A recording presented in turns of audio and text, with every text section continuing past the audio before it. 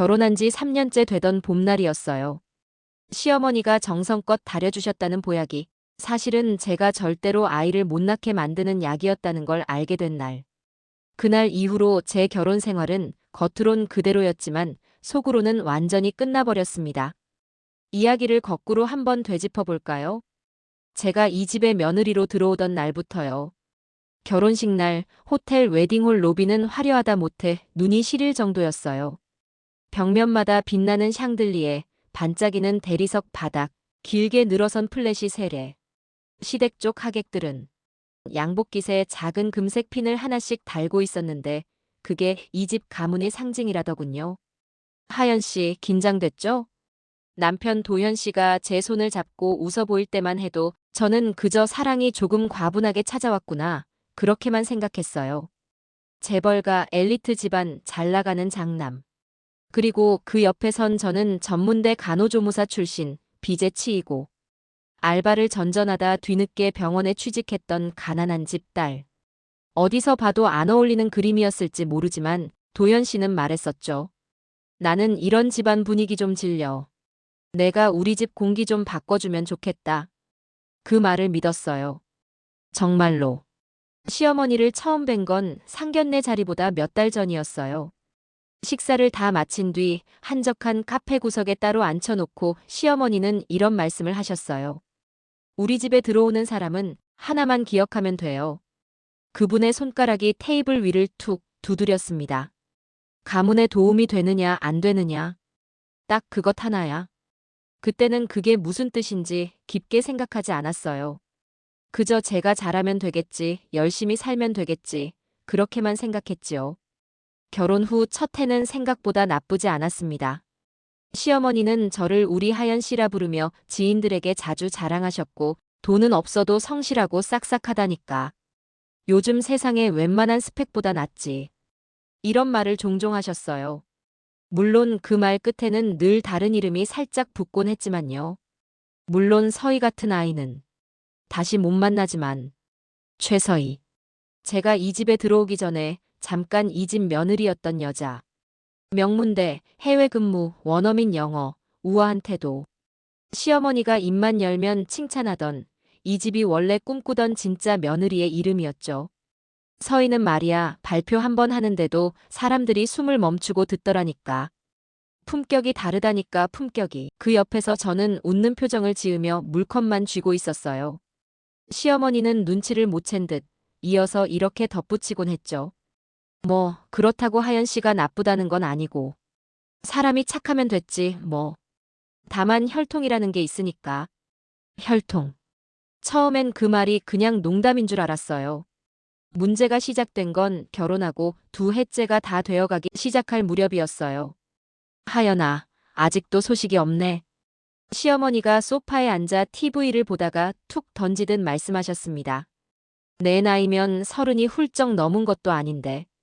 몸이 너무 약한 거 아닐까? 병원에선 특별히 문제 없다던데요.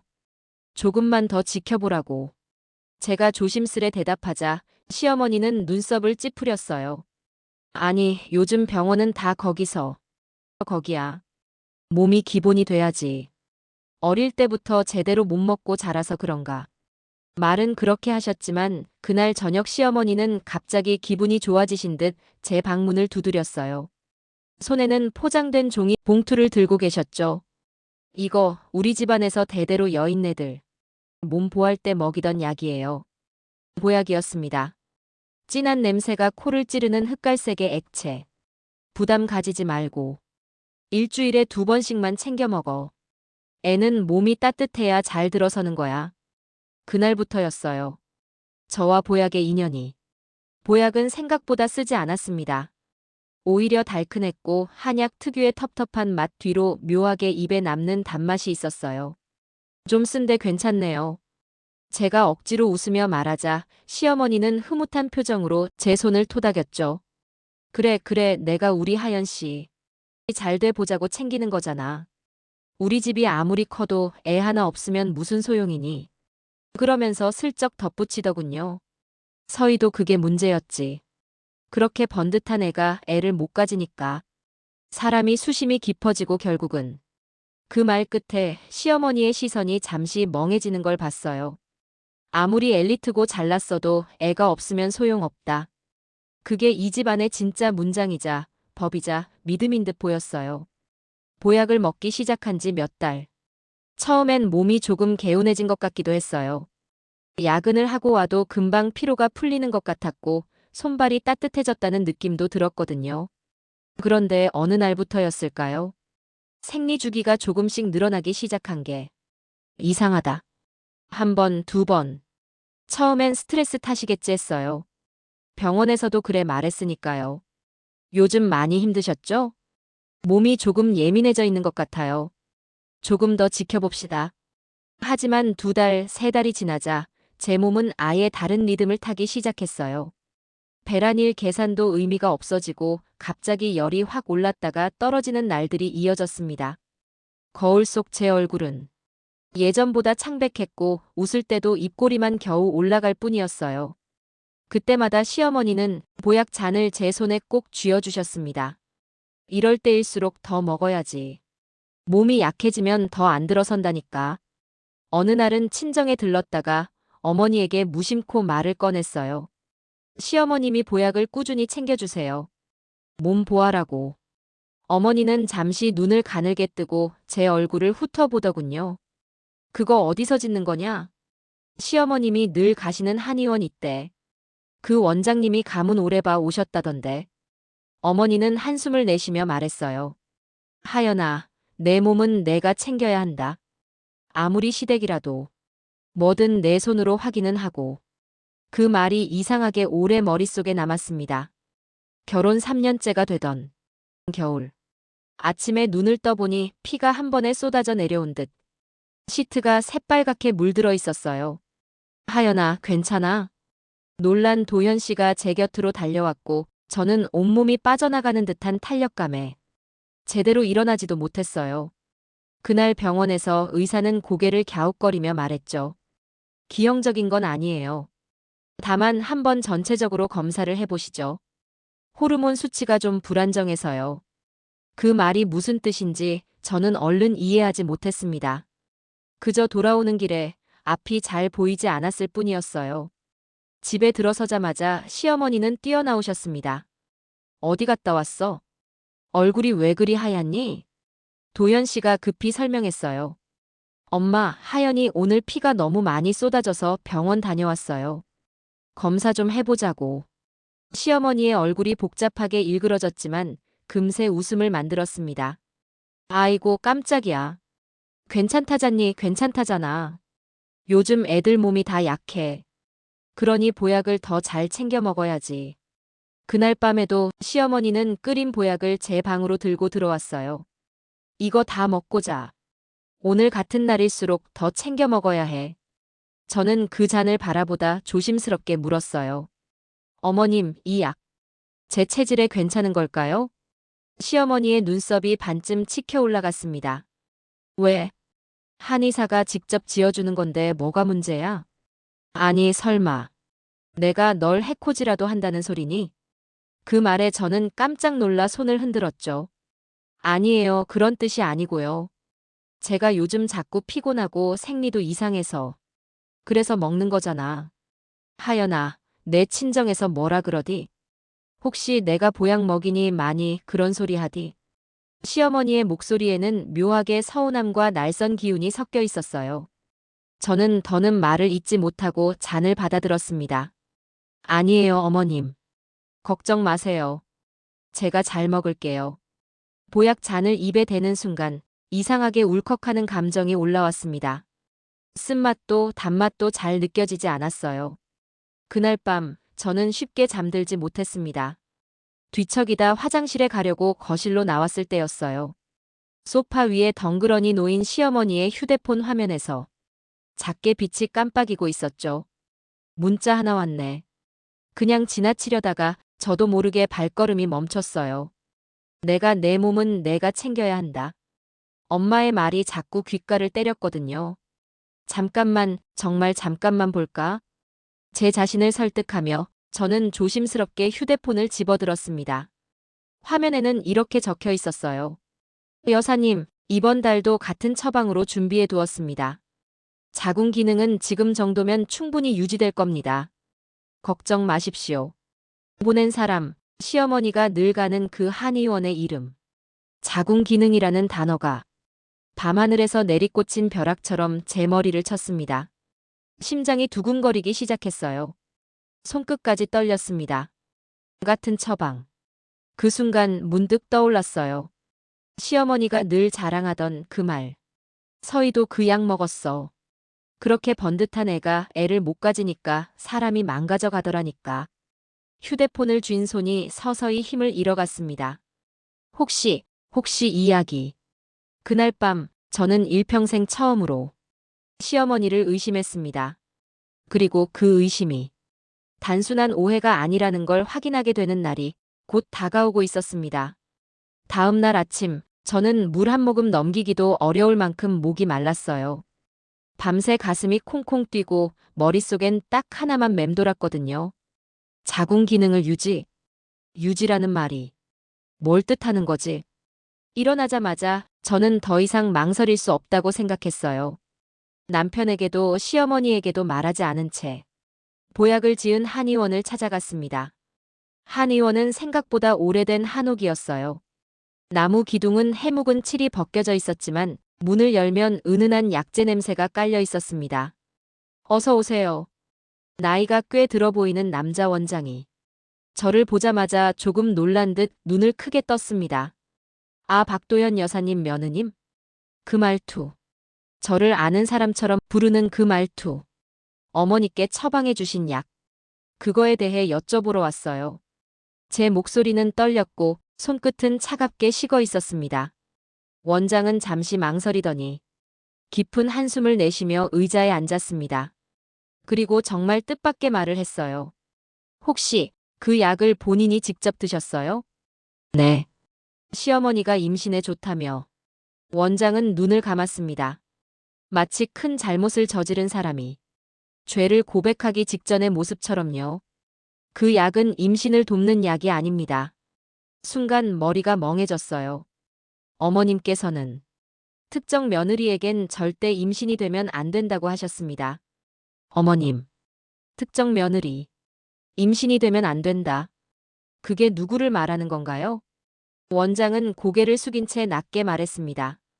첫 번째 며느님, 최서희 씨요. 순간 숨이 턱 막혔어요. 그 약은 서희 씨를 위해 만들어진 약이었다는 뜻이니까. 그럼 전 그 약을 여사님께서 같은 사람으로 알라고 하셨습니다. 그 말은 시어머니가 알고도 저에게 준 거라는 뜻이었어요. 저는 손끝이 굳어버린 것처럼 떨리며 묻지 않을 수 없었습니다. 왜요? 왜 그런 약을 저에게 먹이신 거죠? 원장의 표정이 일그러졌습니다. 그건 제가 말씀드릴 수 있는 부분이 아닙니다. 하지만 저는 알 수 있었어요. 말하지 않아도 시어머니는 제가 임신하지 못하길 원했다. 첫 번째 며느리에게 혹은 그 아이에게 자리를 다시 만들어주려고. 벽에 걸려있는 치약 냄새가 갑자기 탁하게 숨을 막아오르는 느낌이 들었어요. 원장님, 그 약, 제 몸에 어떤 영향을 준 건가요? 원장은 오래된 서랍에서 두툼한 약재 문서를 꺼내 펼쳤습니다. 그리고 짧게 말했어요. 간단히 말하면 자궁 기능을 최소한만 유지시키는 약입니다. 임신이 거의 불가능해집니다. 그 말은 제 배를 쥐어뜯는 칼날 같았습니다. 다행히 아직 회복 가능성은 있습니다. 지금 즉시 복용을 중단하고 몸을 다시 따뜻하게 만들고 호르몬 조절을 하면 시간은 걸리겠지만 완전히 망가진 건 아닙니다. 저는 그 말을 듣고도 아무 말도 할 수 없었어요. 고맙다는 말도, 화난다는 말도, 원망도. 그저 엎드려 조용히 흐느끼는 것밖에. 한참 뒤 원장은 낮은 목소리로 한마디를 덧붙였습니다. 여사님이 그 약을 처음 찾아오신 날 하얀 한복을 입은 여자가 같이 왔었습니다. 하얀 한복? 누구? 그때 그 여자가 여사님께 이렇게 말하더군요. 원장은 천천히 그 말을 되짚었습니다. 이 집의 진짜 며느리는 나예요. 그 말에 제 심장이 멈춘 줄 알았습니다. 최서희, 첫 며느리, 명문대, 시댁이 사랑했던 여자. 그녀가 다시 나타났다는 뜻이었다. 밖으로 나오자 찬 바람이 얼굴을 때렸지만 숨이 제대로 쉬어지지도 않았어요. 지하철 계단에 앉아 한참을 멍하니 있었어요. 지하철 바람이 터널 속에서 요란하게 밀려오는데 제 귀에는 아무것도 들리지 않았어요. 그날 아침 내내 시어머니의 말들이 귓가에서 부서지고 있었습니다. 서희 같은 애는 다시 못 만나. 서희는 참 아까웠지. 혈통이라는 게 있으니까. 가문을 위해선 선택이 있는 법이야. 그 말들이 이젠 완전히 다른 뜻으로 들렸어요. 너는 이 집에 필요 없어. 진짜 며느리는 따로 있다. 그러니까 너는 아이를 가지면 안 된다. 집에 돌아오니 현관문은 조용했지만 집 안은 왠지 낯설고 기이한 긴장감이 감돌았어요. 그리고 거실에서 들려오는 소리. 누군가 우아한 목소리로 시어머니와 대화를 나누고 있었다. 여전히 아름다우시네요, 어머님. 아이고 날 보고 싶었구나, 서희야. 순간 심장이 쿵 떨어졌어요. 서희. 그녀가 정말 돌아온 거야? 조용히 거실 문틈을 들여다보니 거기 우아한 원피스를 입은 여자가 등을 보이고 앉아 있었습니다. 단아하고 침착하고 눈빛 하나까지 단정해 보이는 시어머니는 그녀의 손을 꼭 잡고 말했습니다. 걱정 마. 네 자리는 아무에게도 뺏기지 않게 할게. 그 말에 서희는 고개를 끄덕이며 대답했습니다. 그 여자분은요? 그 하연 씨? 그 애는 곧 나갈 거야. 그 말에 제 다리가 힘을 잃은 듯 휘청했어요. 내가 나간다고? 왜? 어떻게? 대체 내가 뭘 잘못했는데? 숨조차 제대로 쉬지 못한 채 문틈에서 손을 때려던 그때 문이 덜컥 열렸어요. 시어머니와 서희가 동시에 제 쪽을 돌아봤고 하늘이 무너지는 듯한 순간 시어머니가 입가에 의미심장한 미소를 띠며 말했습니다. 하연아, 왔니? 며느리를 맞는 말투가 아니었어요. 손님을 맞는 말투도 아니었어요. 그건 자리를 빼앗긴 사람이 나타났을 때 위에서 내려다보며 하는 말투였다. 그리고 시어머니는 이렇게 덧붙였습니다. 오늘은 우리 진짜 가족끼리 이야기 좀 하려고 했거든. 그날 저는 알았어요. 이 집에서 제가 가진 자리는 남편의 사랑도 며느리라는 이름도 아무것도 아니었다는 걸. 그들의 입에서 나온 그 진짜 가족이라는 단어. 그 말 속에 제가 없다는 걸 명확하게 깨닫는 순간이었습니다. 거실 문이 열리던 순간 세상이 기울어지는 것 같았어요. 시어머니의 눈빛은 마치 모든 걸 계획한 사람의 눈빛이었고 그 옆에 단정하게 앉아있는 서희 씨는 제가 전에 사진으로만 봤던 그 완벽한 며느리 모습 그대로였습니다. 그녀는 고급스러운 원피스를 입고 있었고 목에는 은은하게 빛나는 진주 목걸이가 걸려 있었어요. 그 모습만으로도 저와의 차이가 너무 분명해 보였죠. 하연 씨, 오랜만이에요. 서희 씨는 미소를 지었지만 그 속엔 환영의 뜻 따윈 없었어요. 정확히 말하면 제가 여기에 서 있는 걸 불편해하는 표정이었죠. 시어머니는 제게 의자를 권했습니다. 앉아. 여기 앉아서 같이 얘기 좀 하자. 저는 조심스럽게 자리에 앉았습니다. 그러나 그 순간부터 느껴졌어요. 이 자리는 저를 위한 자리가 아니라 내 쫓기를 통보하는 자리라는 걸. 시어머니는 뜸을 들이다가 마치 오래 기다린 순간이라는 듯 입을 열었습니다. 하연아, 오늘 아주 중요한 얘기를 해야 한다. 저는 손을 꽉 쥐고 고개를 끄덕였습니다. 이어지는 말이 들릴까 두려웠지만 피할 수도 없었어요. 너, 우리가 너에게 얼마나 잘해줬는지 알지? 그 목소리엔 묘한 으스스함이 묻어 있었어요. 그 잘해줬다는 말이 지금 와서는 그 어떤 협박보다 무겁게 느껴졌습니다. 그리고 시어머니는 진짜 본론을 꺼냈습니다. 도현이의 아내 자리는 원래 서희 거야. 순간 심장이 세게 쿵 하고 내려앉았어요. 어머님, 그게 무슨 말씀이세요? 내 목소리는 떨렸고 숨이 막혀서 제대로 말도 나오지 않았습니다. 시어머니는 의자를 조금 당기며 더 가까이 제 얼굴을 바라봤습니다. 서희는 우리 집안에서 선택한 첫 번째 며느리야. 집안에도 딱 맞고 배경도 훌륭하고 아이도 가질 수 있는 몸이었어. 그 말이 끝나는 순간 서희 씨는 고개를 숙였어요. 부끄러움 때문이 아니라 시어머니의 말에 대한 기분 좋은 확신처럼 보였습니다. 하지만 서희 씨는 떠나셨잖아요. 제가 어렵게 말하자 시어머니는 코웃음을 쳤습니다. 떠난 게 아니야. 잠시 쉬러 갔던 거지. 사람이 힘들면 그럴 수도 있는 거야. 그 목소린 마치 제가 이해해야 한다는 듯한 뉘앙스였지만 실상은 내가 왜 알아? 내가 감히? 라는 느낌이었어요. 그리고 시어머니는 정말 믿을 수 없는 말을 덧붙였습니다. 서희가 돌아온다고 했을 때 난 정말 기뻤어. 이제 우리 집안은 다시 제자리로 돌아왔구나 싶었지.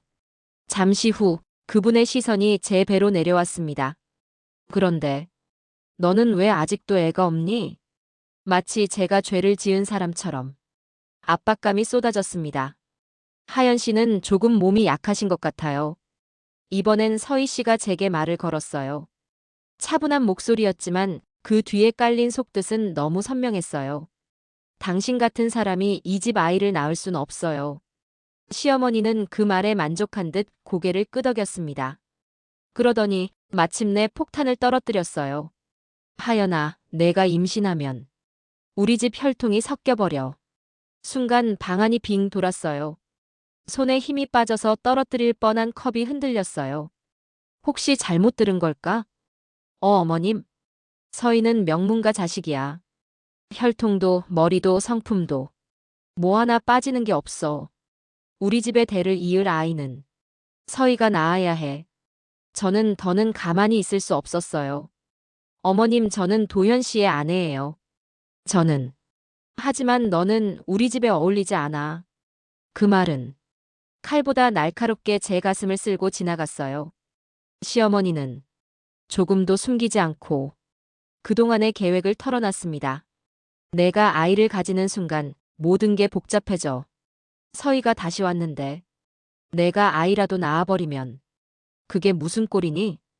그리고 이 집에서 가장 잔인한 말이 이어졌어요. 그래서 너에게 그 약을 먹인 거야. 숨이 멎는 줄 알았습니다. 약이요? 그래. 우리 집안 여자들은 몸이 뜨거우면 안 돼. 차갑게 만들어야 문제가 안 생기지. 말은 문제가 안 생긴다지만 그게 무슨 뜻인지 저는 알고 있었어요. 시어머니는 제가 임신 못하도록 고의로 약을 먹인 거였어요. 너는 아이를 가지면 안 돼. 이 집안의 피가 흐르는 아이는 서희가 낳아야 하니까. 말끝에서 시어머니는 확신에 찬 미소를 지었어요. 그 순간 제 심장은 무너져 내렸습니다. 그런데 그때였어요. 조용히 서희 씨가 말했습니다. 어머님, 그런데요. 시어머니가 돌아봤습니다. 응? 왜 그래, 서희야? 서희 씨는 잠시 숨을 고른 뒤 조용히 그러나 단호하게 지옥문을 여는 말을 내뱉었습니다. 저 임신했어요. 순간 시어머니는 벌떡 일어나 두 손을 모은 채 울먹였어요. 그렇지. 내가 그럴 줄 알았어. 서희야, 고맙다. 이 집에 드디어 대가 이어지는구나. 하지만 서희 씨의 다음 말이 그 환희를 단숨에 박살냈어요. 그런데 그 아이, 도현 씨 아이 아니에요. 순간 방안 공기가 멎었습니다. 시어머니의 두 눈이 크게 뜨였고 숨이 막히는 듯 뒷걸음질 쳤습니다. 뭐라고? 서희 씨는 고개를 숙이며 말했어요. 저 다른 사람 아이 가져서 돌아왔어요. 거실이 그 어떤 움직임도 없는 죽음 같은 정적에 잠겼습니다. 시어머니는 떨리는 입술로 겨우 한마디 내뱉었죠. 그렇다면 내가 뭘 위해? 그 순간 놀랍게도 이 집에서 가장 나약해 보였던 저의 시선이 시어머니를 향해 다시 맞부딪혔어요. 그래서 깨달았어요. 이제부터 제가 무너질 차례가 아니라 이 집이 무너질 차례라는 걸. 거실을 가르는 정적은 이상할 만큼 길었어요. 시간 자체가 멈춘 듯 했고 시어머니의 눈동자는 허공을 가르며 흔들리고 있었죠.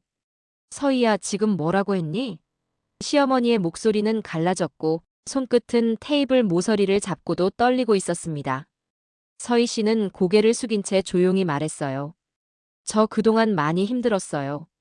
여사님이 바라시는 사람이 되려고 했는데 그게 너무 무거웠어요. 그 목소리는 떠난 사람의 목소리가 아니었습니다. 돌아오고 싶어 돌아온 사람도 아니었죠.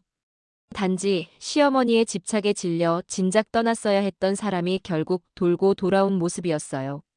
그리고 그건 그녀에게도 상처였다는 걸 느낄 수 있었죠. 시어머니는 허탈하게 웃었습니다. 웃음이라기보단 붕괴 직전에 미친 웃음에 더 가까운. 그래, 그래서 도현이 아이가 아니라는 거야? 네. 그럼 내가 너를 위해 얼마나 많은 걸, 얼마나. 시어머니는 지금까지 감추고 있던 입가의 단단한 선을 그대로 무너뜨렸습니다. 따뜻해 보였던 그 미소들이 모두 거짓이었다는 걸 이제는 누구도 부정할 수 없었습니다. 내가 왜 하연 씨에게 그 약을 먹였는지 알아? 시어머니의 말에 가슴이 덜컥 내려앉았어요.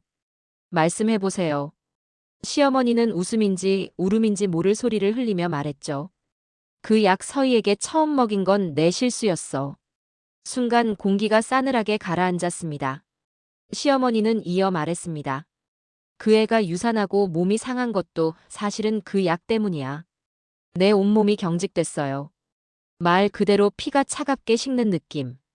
뭐라고요? 서희 씨도 눈을 크게 떴어요. 그녀 역시 처음 듣는 사실이었다는 듯. 시어머니는 손으로 입을 가리며 울먹이며 말했어요. 그 약은 우리 집안에서 오래 내려온 약이야. 대대로 가문의 여자를 지키기 위한 약이라고 그렇게만 알고 있었지.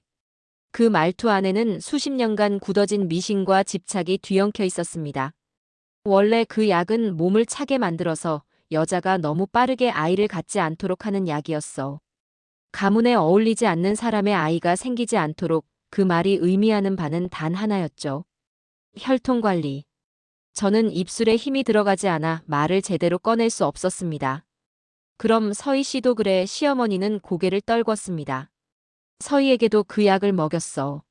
서희는 몸이 예민해서 더 크게 망가진 거야. 순간 서희 씨의 얼굴이 하얗게 질렸어요. 여사님, 제가 왜 유산했는지 알면서도. 시어머니는 급히 손사래를 쳤습니다. 아니야, 아니야. 그때는 나도 몰랐어. 정말 몰랐다고. 그냥 우리 가문은 조금 더 선택이 필요하다고만. 그녀의 말은 변명이었지만 그 변명 하나하나가 오히려 더 큰 진실을 드러내기 시작했습니다. 시어머니는 숨을 깊게 들이쉬고 마침내 그동안 감춰온 가장 끔찍한 진실을 꺼냈습니다. 우리 집안은 한 번 잘못된 선택을 하면 평생 그 피가 흐른다고 믿었어. 그 말은 상식이 아니었다. 도현이 아버지가 내가 원치 않는 집안에서 태어났어. 그 순간 저와 서희 씨는 동시에 시어머니를 바라봤습니다. 어머님, 지금 뭐라고 하셨어요? 시어머니의 눈동자가 일렁였어요. 나는 혈통 때문에 평생 무시받았어. 그 사람이 나를 사랑한 게 아니었어. 그저 가문끼리의 합의였고 나라는 사람은 아무 의미 없었지. 시어머니의 눈에서 한 줄 눈물이 떨어졌습니다. 하지만 그 눈물은 동정되기보다 더 큰 의문을 불러일으켰어요. 그래서 내 아들만큼은 내가 선택한 여자가 필요했어. 그 한 문장은 냉정하고 잔인하고 질긴 집착이 어디에서 시작되었는지 보여줬습니다.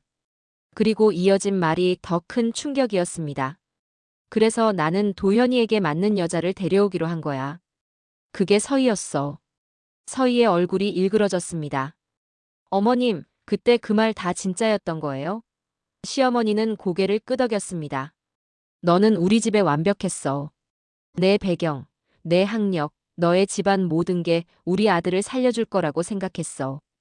이쯤 되니 이 집안은 사랑이 아니라 계산과 혈통과 조건으로만 움직였다는 게 너무도 분명해졌어요.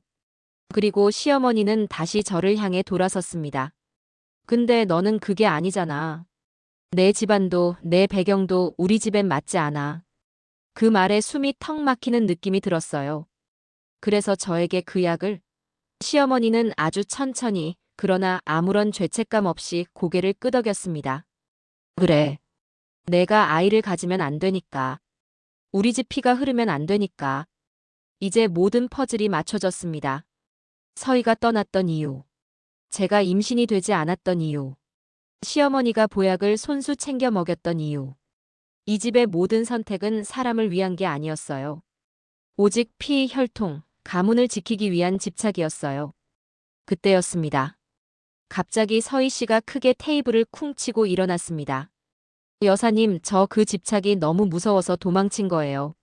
시어머니는 눈을 치켜 올렸죠. 뭐라고? 서희 씨의 눈동자엔 분노와 슬픔과 공포가 뒤섞여 있었습니다. 여사님이 제 몸을 그 약으로 망가뜨렸다는 걸 알게 된 게 제가 떠난 진짜 이유예요.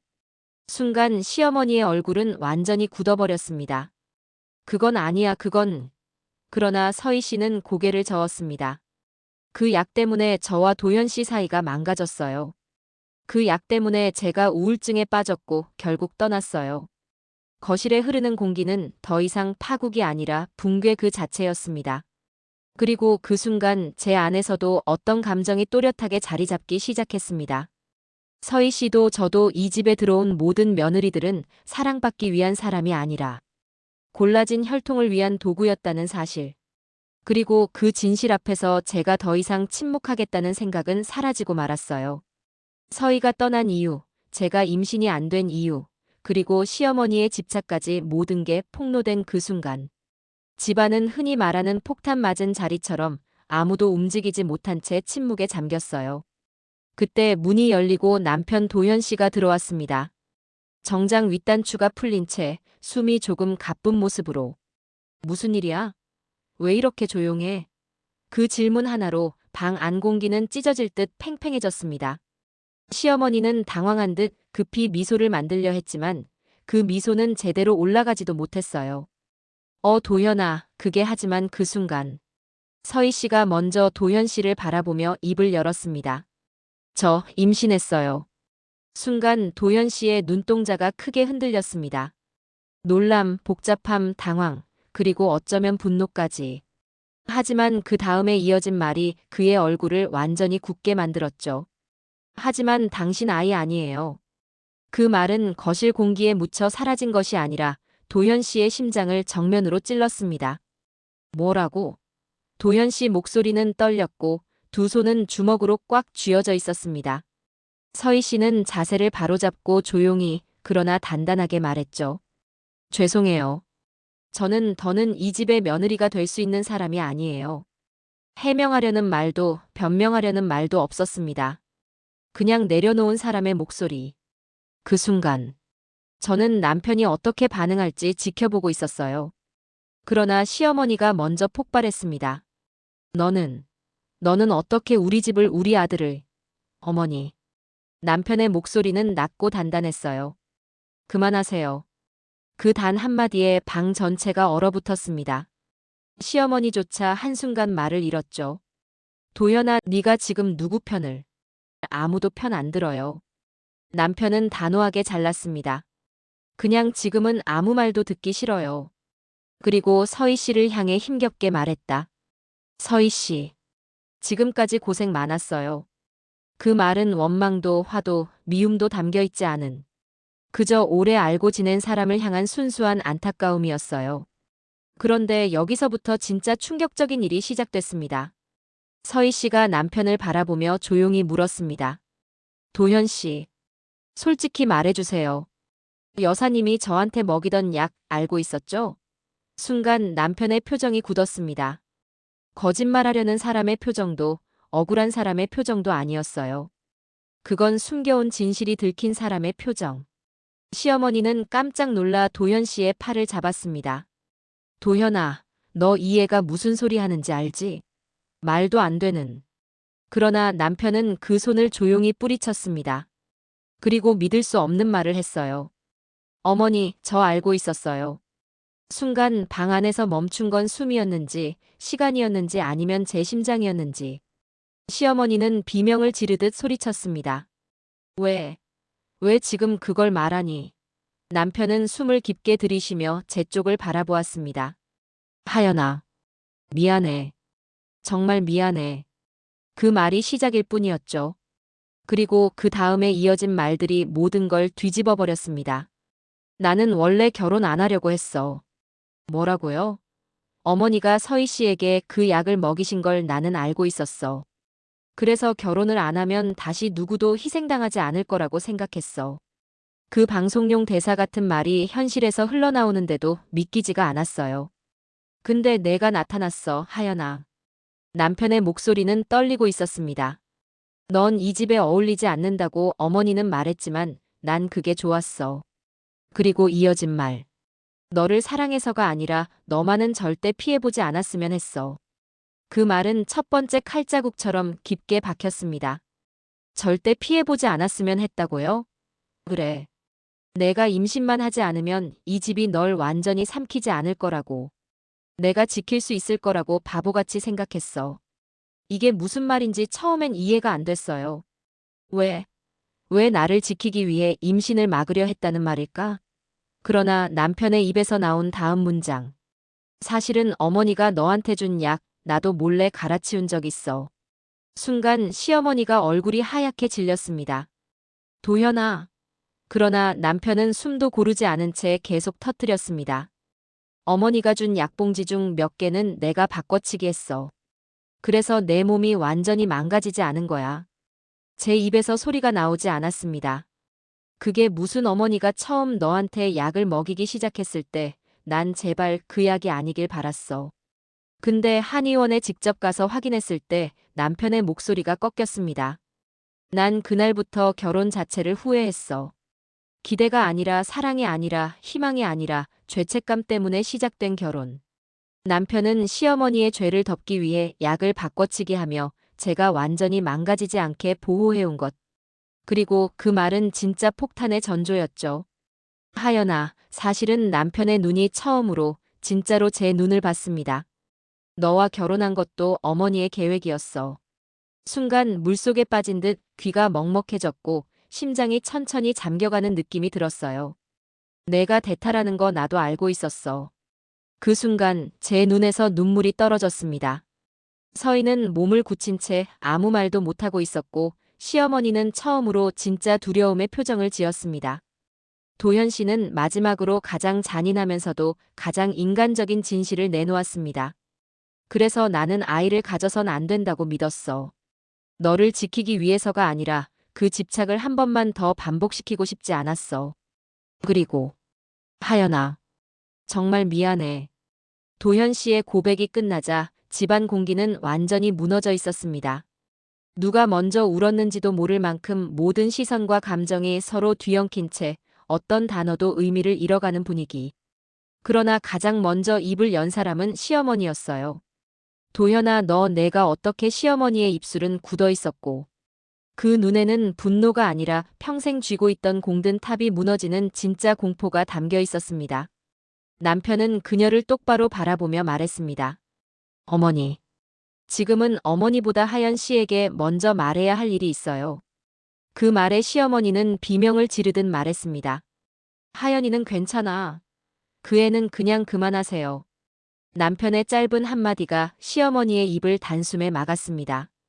그리고 남편이 제 쪽으로 고개를 돌렸습니다. 하연아.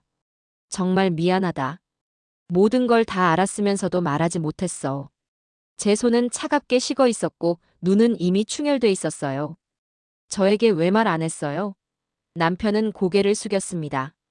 진짜로 난 내가 다치지 않았으면 했어.